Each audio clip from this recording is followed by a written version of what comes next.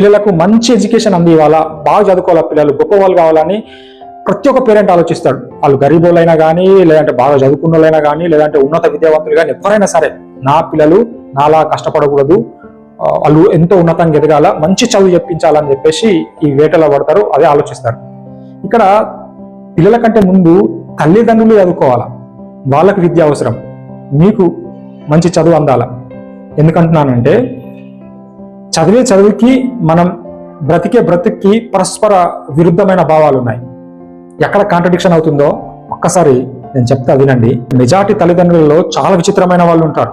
ఎట్లా అంటే స్కూల్కి పంపి బాగా చదువుకొని మంచి మార్కులు తెచ్చుకోవడానికి మనతో పాటు ఎంతో కష్టపడతారు.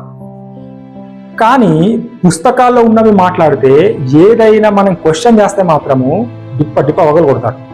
ఎగ్జాంపుల్స్, మనం చదువుకున్న సైన్స్ బుక్స్ లో చార్లెస్ డార్విన్ ఎవల్యూషన్ థియరీ గుర్తుంది కదా, దాని ప్రకారంగా ఈ ప్రపంచాన్ని ఎవరూ సృష్టించలేదు, మనం మన పాత తరఫు జీవుల నుంచి ఆవిర్భవిస్తూ ఈ స్థాయికి చేరుకున్నాం.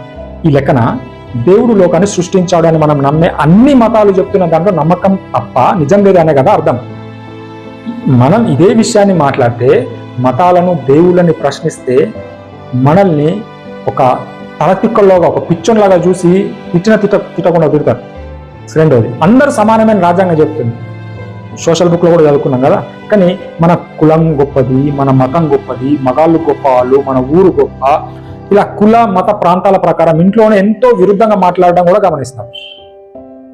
మూడోది, పిల్లలు బాగా చదివి మంచి గవర్నమెంట్ ఆఫీసర్లు అవ్వాలని అందరూ కోరుకుంటారు తల్లిదండ్రులు. కానీ వాళ్ళ దృష్టిలో ఆఫీసర్ అంటే ఏంటో తెలుసా?